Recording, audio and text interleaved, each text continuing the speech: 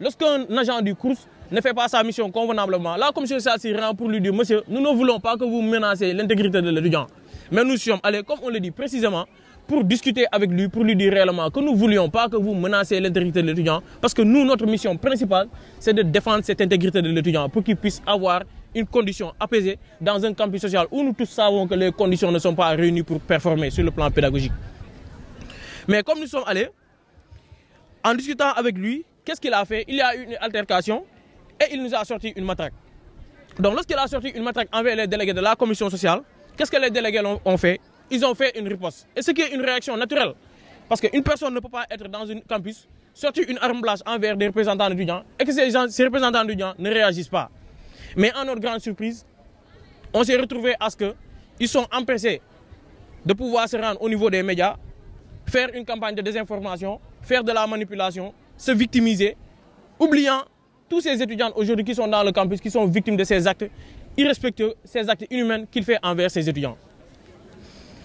Maintenant, ils sont même allés plus loin, jusqu'à utiliser cette situation et même la politiser. Mais je pense qu'il faudrait préciser une chose. La commission sociale est nullement une structure politique. Nous n'avons aucune connotation politique. Face à cette situation, depuis que cela a existé, qu'est-ce qu'ils ont fait? Ils ont paralysé toute l'université. Donc, ils sont arrangés à ne pas assurer les services minimums au sein de l'université.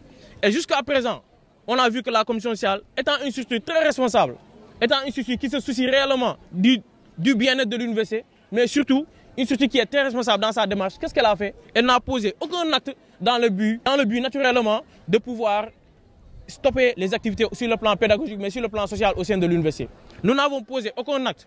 Mais quand même, on s'est rendu compte à nos surprises que jusqu'à présent, ils continuent cette campagne de désinformation et ils continuent à s'entêter, à continuer à faire une campagne de désinformation et à ternir l'image des délégués, mais surtout ternir l'image des étudiants.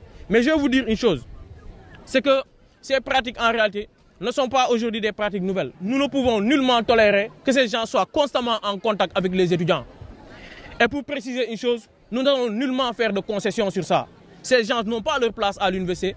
Et ces gens ne doivent pas nullement être en contact avec les étudiants parce qu'ils nuisent à la stabilité physique et morale des étudiants, car cela leur impacte sur le plan pédagogique et nous ne pourrons nullement tolérer cela. En réalité, c'est une personne qui a eu toujours cette pratique de pouvoir intimider des étudiants, de pouvoir malmener des étudiants, de pouvoir se prendre comme une personne qui vit au-dessus des lois. Et ça, nous ne pourrons pas le tolérer parce que nous sommes dans un campus où réellement les étudiants doivent jouir de toutes leurs facultés, que ça soit sociale, qui leur permettront aujourd'hui de pouvoir réussir sur le campus pédagogique.